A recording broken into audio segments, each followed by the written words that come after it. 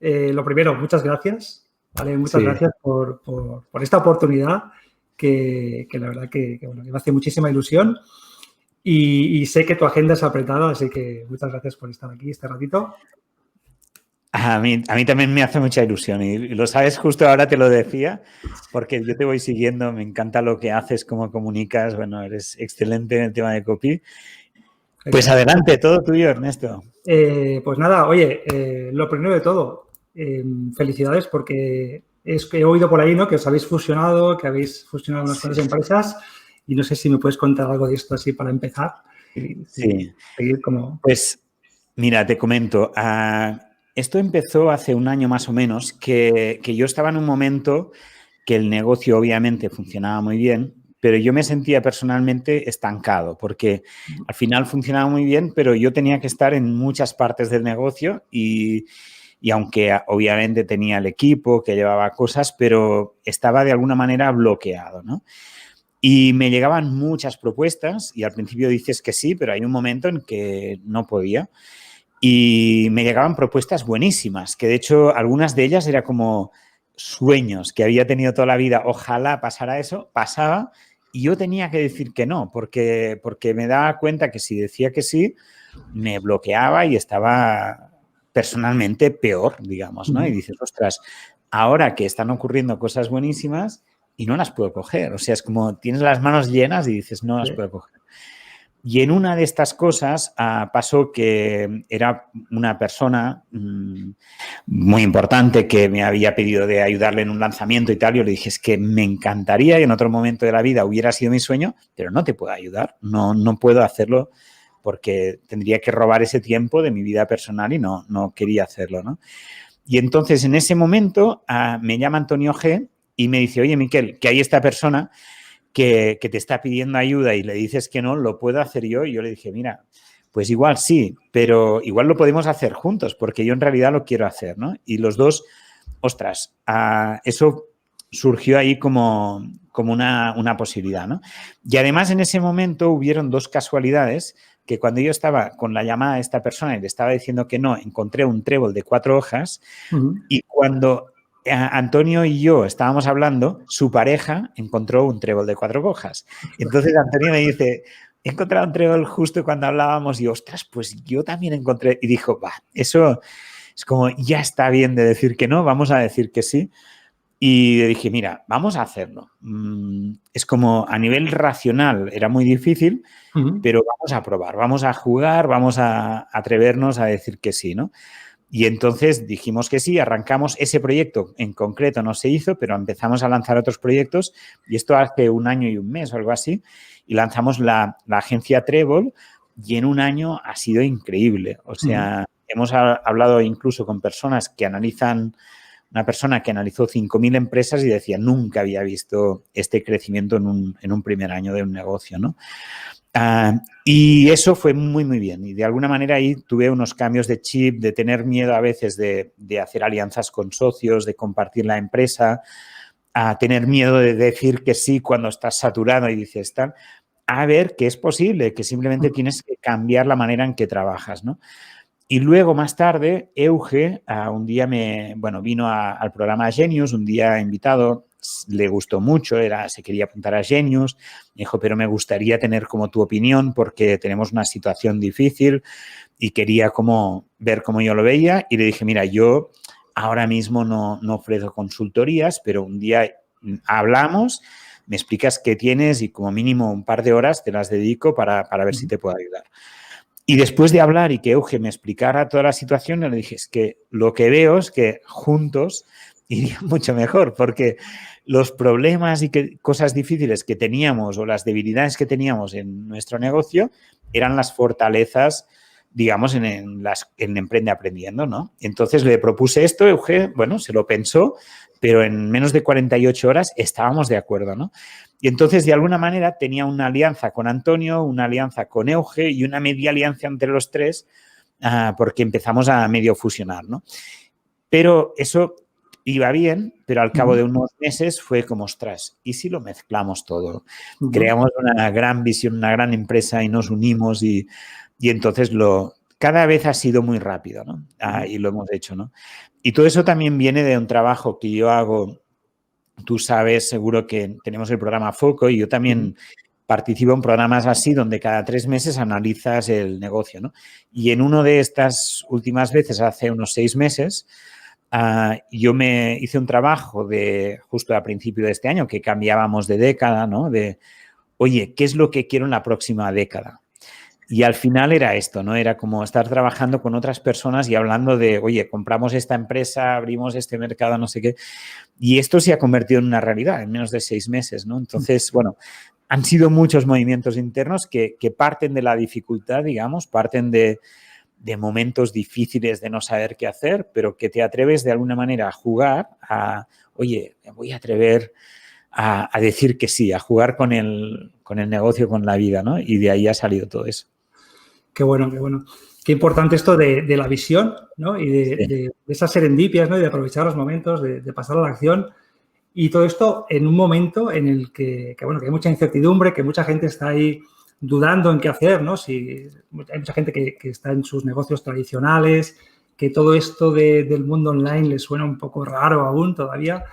Y tú me gustaría preguntarte, ¿no? Que cómo ves el panorama actual, ¿no? La situación de la pandemia, cómo ves, hacia dónde puede ir todo esto, ¿no? Y qué papel va a jugar en todo esto, todo lo online, ¿no? La digitalización.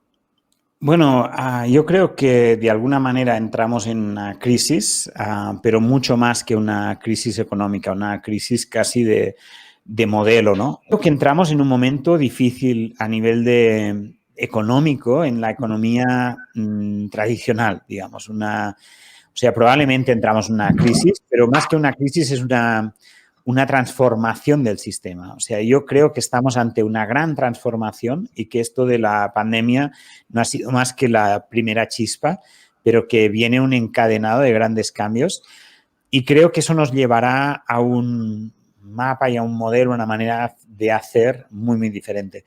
Este cambio creo que es algo que estaba pendiente, que muchos sabíamos que venía en algún momento y creo que todas estas situaciones están haciendo las chispas para que se transforme, ¿no? Respecto a lo que es, pues bueno, antes de entrar en eso, ¿no? Hay que entender que cuando digo un cambio, una transformación y tal, para mí es algo positivo. O sea, eso es la lectura de cada uno. Habrá quien diga, oh, terrible, es como se nos desmonta lo que teníamos. Sí, bueno, para montar otra cosa mejor. O sea, es que tenemos que desmontar tantas cosas que van mal, ¿no? Pero respecto al mundo online, de alguna manera, ha acelerado 5 años. O sea, estamos ya en el futuro. O sea, hace un año era como esto va a coger una velocidad, tal, y a través de esta situación donde de un día para otro los presidentes del gobierno estaban haciendo publicidad de los negocios online. Ahora tenemos que trabajar desde casa, y la mentalidad, algunos ya estábamos ahí, obviamente no nos ha cambiado nada. De hecho, muchos hemos trabajado más que nunca durante el confinamiento, ¿no? Pero para los negocios más tradicionales ha sido una apretada al acelerador y un salto a lo que para nosotros era el presente, para ellos el futuro, ¿no? Y yo creo que esto va a ser la chispa, y espero que sea la chispa, para solucionar algunos de los grandes problemas de la humanidad, como por ejemplo la educación. Y de hecho esta ha sido justamente la unión que hemos hecho Euge, Antonio G. y yo, ¿no? La educación sigue siendo la misma que teníamos hace 100 años y mucho más, ¿no? Y eso se tiene que cambiar. Y ahora, pues creo que toda esta situación va a forzar que realmente se pueda optar a trabajar, a estudiar desde casa, desde cualquier sitio, ¿no? Y yo creo que es un gran momento para reinventarse. O sea, van a venir muchísimos cambios. Es un momento increíble para los negocios online, increíble para emprender. Hay un montón de problemas a solucionar y lo que hay que hacer es cambiar de chip. No esperar que alguien te dé un trabajo ahí tradicional y no sé qué, sino ponerse a emprender y saltar al ruedo y aportar valor al mundo, cambiarlo y mejorarlo, ¿no? Que es lo que necesita el mundo y eso es la chispa de toda empresa y todo profesional. Exacto. Eso es lo que necesita el mundo y para emprender, ¿no? Para alguien que quiere emprender online, ¿qué necesita esa persona? O sea, tú, según tu experiencia, ¿cuáles son esas habilidades o esas características, aptitudes que hay que cosechar para empezar un negocio online, para empezar a emprender? para atreverse, ¿no? Para dar ese primer paso, porque hay mucha gente que se queda ahí en la línea, ¿no? De, oye, me gustaría hacer esto, pero me quedo aquí, no estoy preparado, voy a hacer un curso sobre esto, voy a hacer una formación, porque no me veo. Entonces, ¿qué habilidades Mira, que tiene que tener? es complejo porque la realidad es que no hay como unas habilidades, sino el tema es que, o sea, hay en cada etapa unas habilidades diferentes. Es decir, cuando tú arrancas, tienes unos problemas y necesitas unas habilidades para solucionarlo. Cuando has arrancado otras, cuando estás creciendo otras, cuando has crecido otras, cuando has crecido más otras, ¿no? Es decir, se van transformando, ¿no? Al principio, ¿qué necesitas? Romper barreras internas, atreverte, a organizarte bien, considerarte un profesional, aprender a vender, a aprender a comunicar, ¿no? Aquí tú eres un excelente comunicador, ¿no? Y estas habilidades son habilidades súper importantes. Después, más adelante, tienes que aprender habilidades más directivas, aprender a gestionar tu proyecto, a tener estrategia, a saber delegar, a gestionar finanzas, o sea, van cambiando, ¿no? Entonces, es complejo porque si cada vez es casi como si cambiáramos, cuando cambiamos de pantalla, es como si cambiaran las reglas, como si nos cambiara el tablero completo. Y entonces, lo que nos ha hecho llegar a un sitio no nos sirve casi de nada en la siguiente etapa, ¿no? Y eso son el tema de los techos de cristal. Y yo llevo 20 años haciendo negocios online o más, creo ya. Sí, algo más que 20 años. Y te decía, hace un año estaba bloqueado. O sea, que digamos que esto no se acaba, que regularmente te bloqueas por una razón u otra. Y entonces yo creo que ante esta situación lo más interesante es aprender esas meta habilidades, es decir, esas habilidades que te permiten como estar fuera del circuito y entender cómo funcionan pues los techos de cristal, cómo puedes superar un techo de cristal, porque al final hay como un patrón que te permite saltar estés donde estés. O sea, al principio, a la mitad, al final o más allá, en cada etapa te encuentras lo mismo. ¿Y cuáles son estas como meta habilidades que tienes que tener? Pues primero la gestión emocional. O sea, hay momentos buenos, hay momentos difíciles. Entonces, no estar enganchado en, es que ahora me está costando mucho, no sé qué, sino saber, bueno, ahora es un momento que hay estas dificultades, saberlas identificar, pero no emocionalmente engancharte, ¿no? Cuando va muy bien, lo mismo, cuidado, ¿no? Porque si te crees que ahora eres el no sé qué, te espera la hostia a la esquina, digamos, ¿no? O sea, cuando tú te crees que todo va muy bien, tienes que estar un poco con cautela, ¿no? Es decir, cuidado que viene la hostia, porque es cíclico, ¿no? Entonces, hay que vigilar. Y luego también cómo resolver estos techos de cristal, porque en realidad hay una serie de cosas que te los hacen resolver en cada etapa. O sea, tanto cuando empiezas a la mitad más adelante, siempre es lo mismo que te hace romper estos techos. Por ejemplo, y además he seguido un poquito las preguntas que te hacían las personas ahí en el post que has compartido en Instagram, ¿no? Y había alguien que preguntaba sobre la visualización. La capacidad de visualizar dónde tú quieres ir, la capacidad de ver de forma muy concreta y muy real el objetivo que tú quieres alcanzar, eso te hace superar la barrera al principio, a la mitad y al final.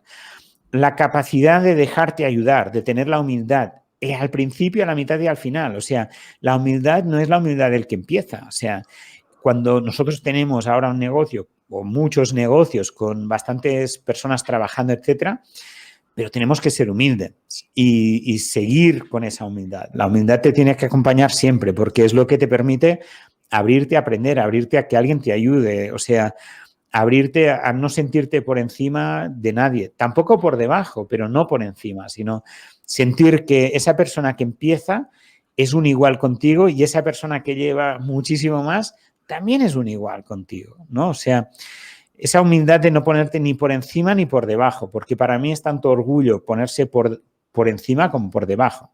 O sea, el que dice, es que yo no sé nada, yo soy una mierda, yo no puedo, dices, qué orgulloso eres, no eres tan malo, lo siento, eres normal, o sea, todos somos normales, ¿no?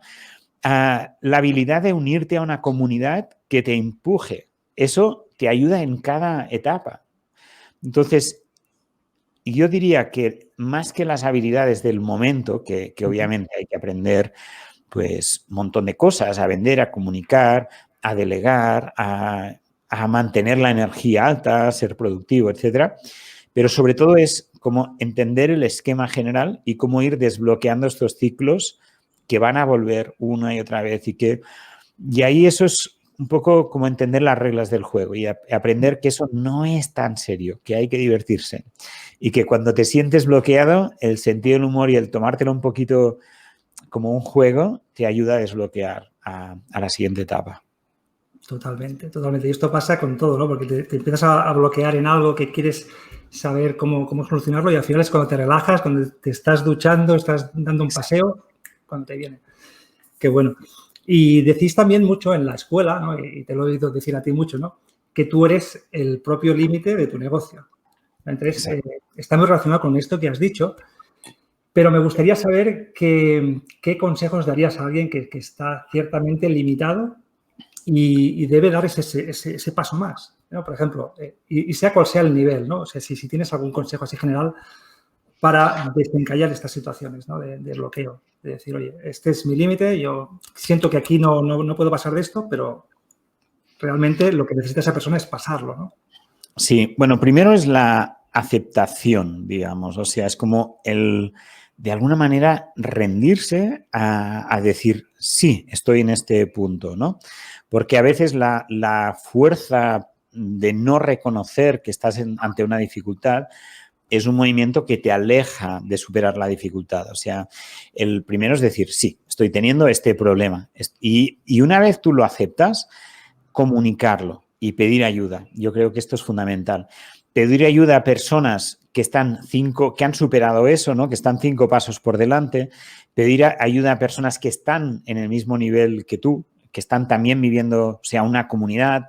Esto puede ser un mastermind, puede ser programas. Para mí, realmente a mí me ayudó muchísimo ir a Inglaterra cada 3 meses en un programa de mastermind donde trabajas el negocio con mentores, etcétera, ¿no? Y por eso, de alguna manera, lo monté también aquí en España, ¿no?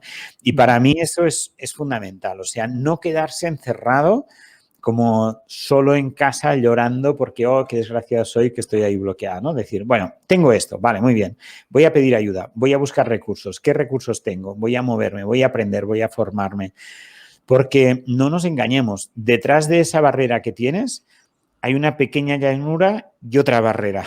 O sea que cuanto antes saltes la que tienes ahora, antes estarás en la siguiente, ¿no? Y es divertirse en este camino, entender el crecimiento interior que hay, ¿no? Esta frase que a mí realmente me gusta mucho, ¿no? De tú eres el límite de tu negocio, hace tomar una realidad de, vale, voy a trabajarme a mí, voy a trabajar mis propios límites, voy a superarlos y eso no se acaba. Yo soy el límite de mi negocio, tú eres el límite de tu negocio, los que nos escucháis sois el límite de vuestro negocio. O sea, es como una actitud frente a la vida de superación, de saber que en cada paso hay algo que superar, hay algo que te está limitando, pero lo puedes superar. Simplemente es ponerle el esfuerzo, buscar esa ayuda y esa humildad. Miquel, en este sentido, tú eres un referente, ¿no? Tú eres, pues esto, ¿no? un punto de referencia para muchos emprendedores que quieren llegar a un nivel, ¿no? En el que estás tú ahora mismo. Y en tu caso concreto, ¿puedes compartir con nosotros algunos hábitos que tienes en tu día a día que tú crees que realmente esos hábitos son los que te han llevado a estar aquí donde estás en este momento? Mira, yo soy muy, muy fan de los hábitos y creo que esta es una de las grandes palancas que hay que ejercitar en la vida y en los negocios, ¿no? Para la transformación. Pero también te reconozco que hay, por ejemplo, un test de fortalezas que analiza 37 fortalezas y los hábitos tienen que ver con la continuidad, ¿no? Con la capacidad de ser regular en algo. Pues la última de las fortalezas, en mi caso, es la continuidad. O sea, que me cuesta muchísimo. Esta es la realidad.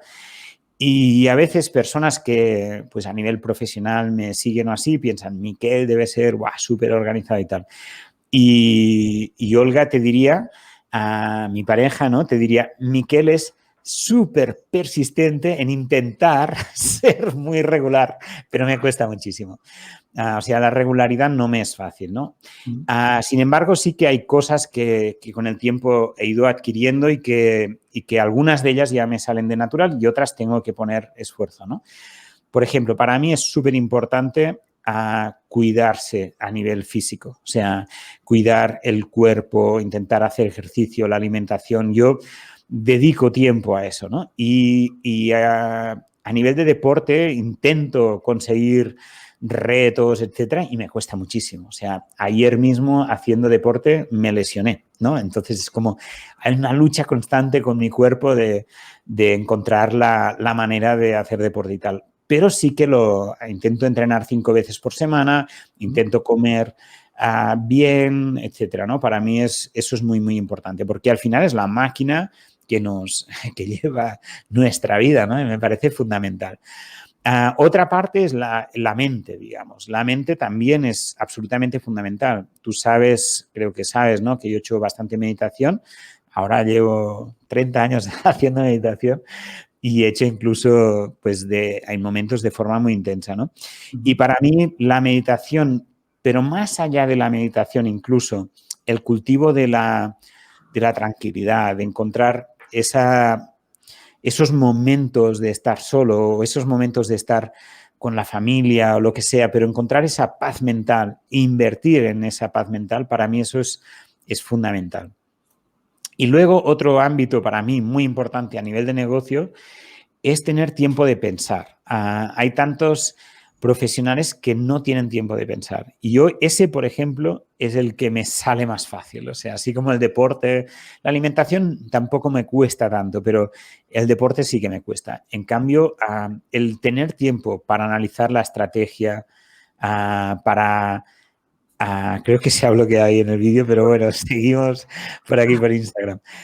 Tener tiempo para dedicar al negocio, para realmente trabajar la estrategia, para poder planificar, poder estructurar lo que es verdaderamente importante. A eso yo le dedico muchísimo tiempo. O sea, tiempo diario, regularmente hago como retiros con el equipo para trabajar la estrategia. O sea, no es algo... Para mí a nivel profesional es la base, es lo más importante, ¿no? La estrategia creo que es la cabeza, es la inteligencia de tu negocio y eso no es algo que puede hacerse así sin esfuerzo. O sea, tienes que dedicarle tiempo. A mí eso me sale bastante natural, digamos. Eso es algo que a mí no me cuesta esfuerzo, ¿no? Si te cuesta tanto, si a alguien le cuesta tanto como a mí hacer deporte, entonces tienes que buscar un coach, un entrenador, lo que sea para que te ayude a hacer eso, ¿no? En mi caso, pues yo lo busco eso más en terrenos, pues esto, como el deporte, pero también lo busco en lo profesional y también invierto en formaciones, mentores, grupos de mastermind, etcétera, ¿no? Yo creo que esto es súper, súper interesante lo que has dicho y es que me veo muy, muy identificado, ¿no? En muchos aspectos, ¿no?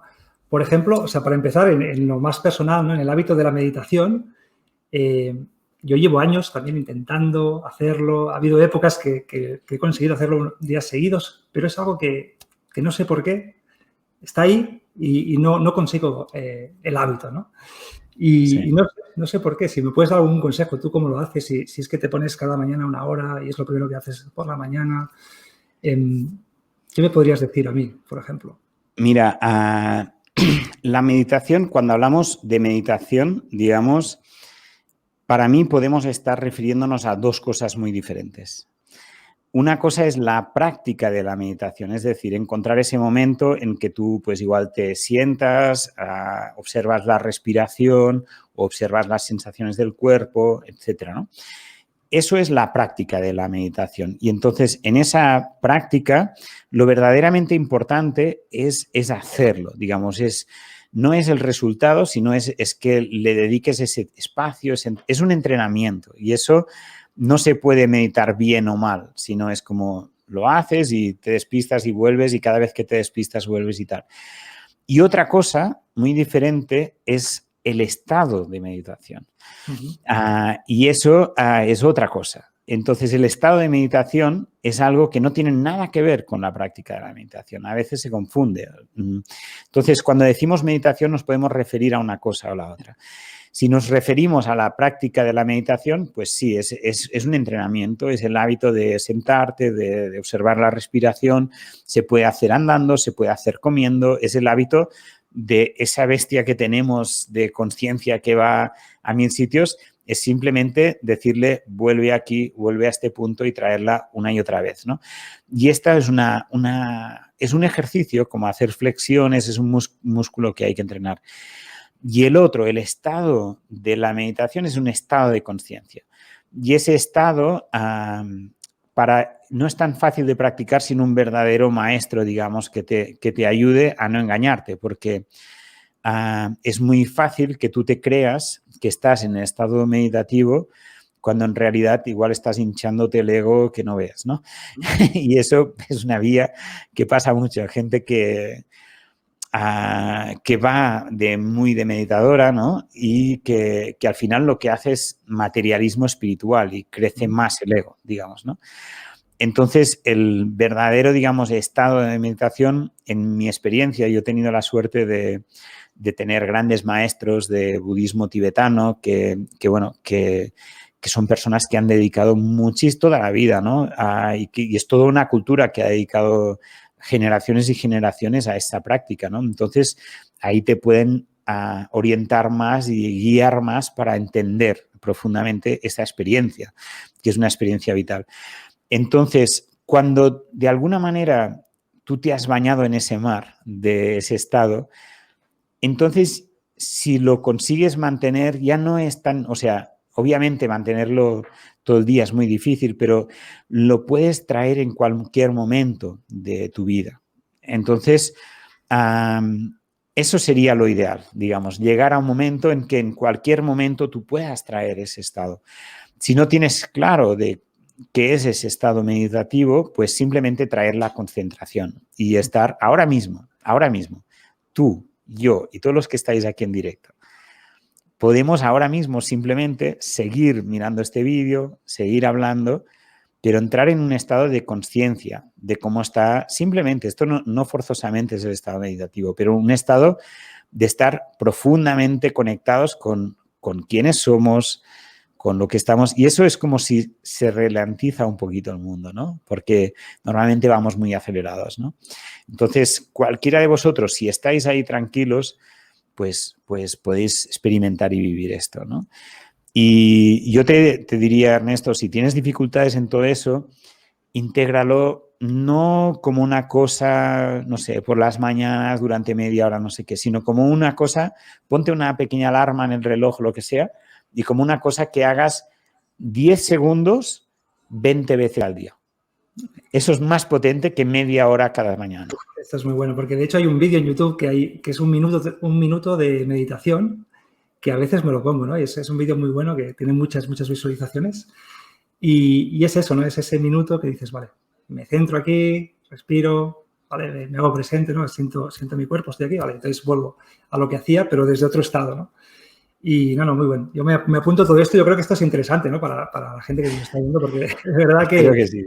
Que hay muchas cosas que podemos encontrar de ti en muchos vídeos, ¿no?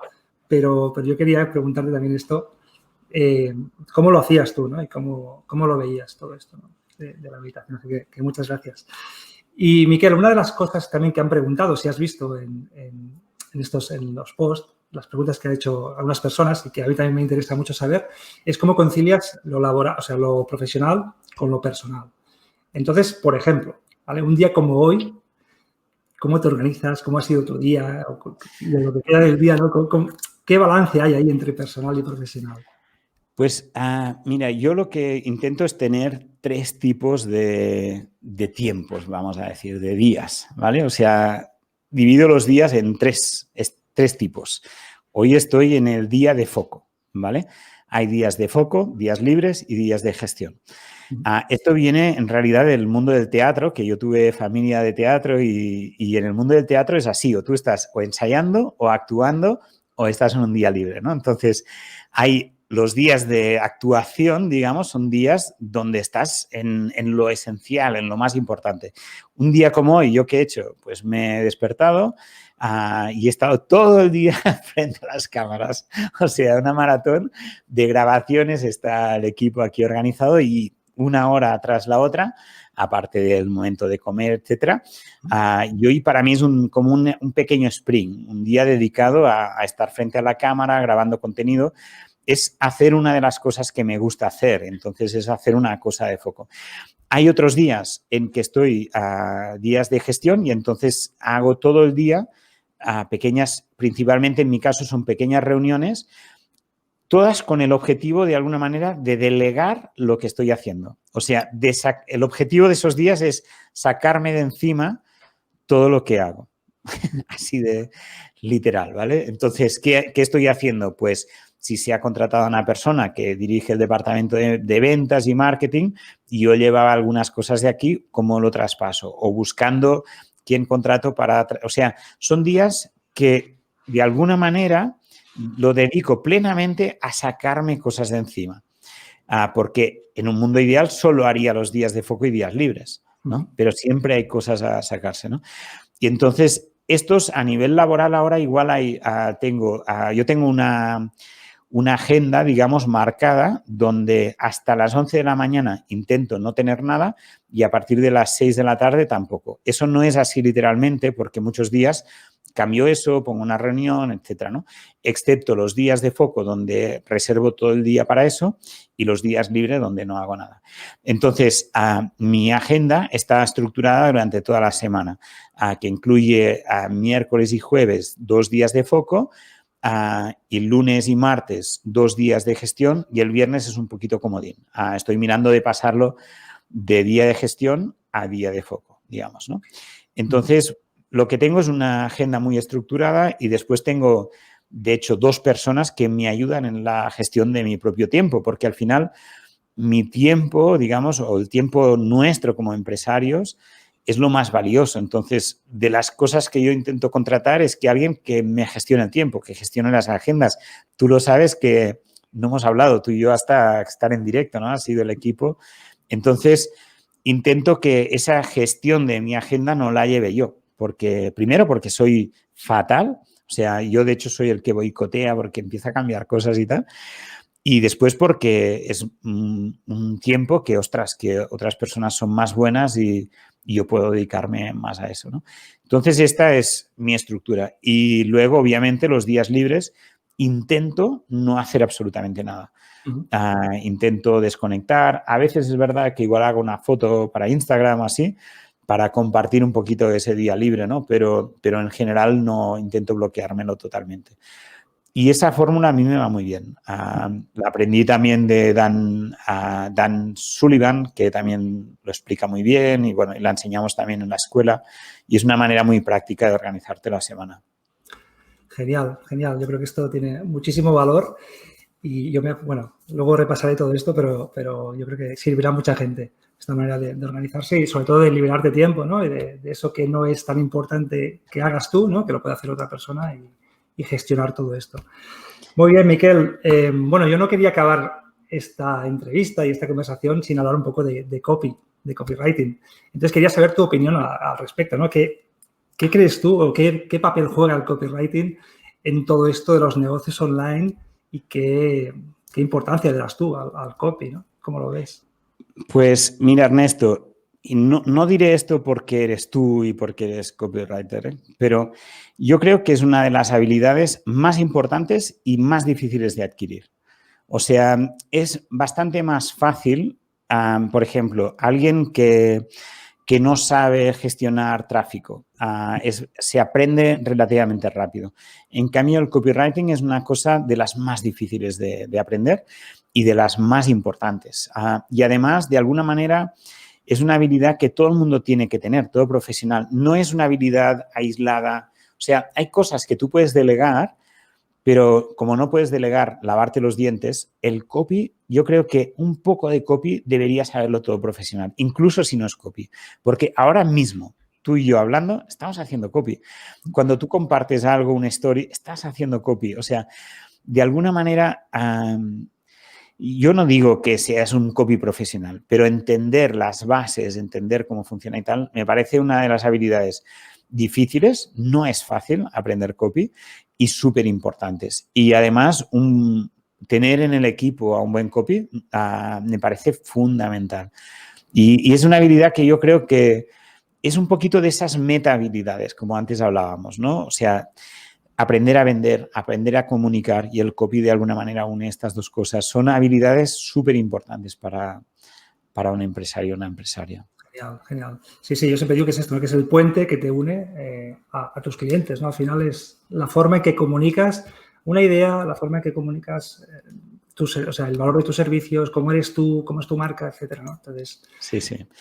Y además estamos comunicando constantemente, de manera consciente, inconsciente, con total, palabras y a veces sin palabras, ¿no? Es súper, súper importante. Sí. Total. Y luego hay una cosa, ¿no? En el vídeo o en una comunicación personal existe todo el lenguaje no verbal, los gestos, las miradas, etcétera, incluso el tono de voz, etcétera, y esto trasladado a un texto se diluye.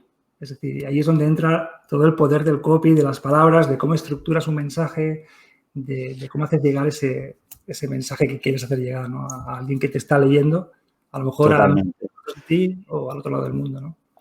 Yo, mira, la verdad es que ahora no hago yo el copy de la mayoría de cosas, sí que a veces lo reviso y así, pero durante muchos años he estado escribiendo mis propios emails, las páginas y todo, y a mí además es que me encanta. O sea, es que lo encuentro, o sea, estar frente a un texto con todo lo que ahí se puede mover, lo encuentro algo apasionante. Y también ha llegado un momento en decir, bueno, a ver, yo tengo mis límites, sé un poquito, pero luego hay los profesionales como tú que sois súper expertos en eso. Yo he trabajado, como creo que sabes, con varios profesionales muy reconocidos. Y, ostras, yo me acuerdo, mira, en el año 2007, que yo dirigía un máster en la Universidad de SERP, 2007, un máster de marketing digital y redes sociales. Y me acuerdo que en una clase les decía, haceros copy es una cosa súper importante. En los negocios online se necesitan. En ese momento no había ningún copy en España. Cero. Ernesto, no sé dónde estabas, pero no había nadie que se dijera yo soy copy, ¿no? Y yo me acuerdo de estar convenciendo ahí a la clase, haceros copy, que es una cosa que se necesita.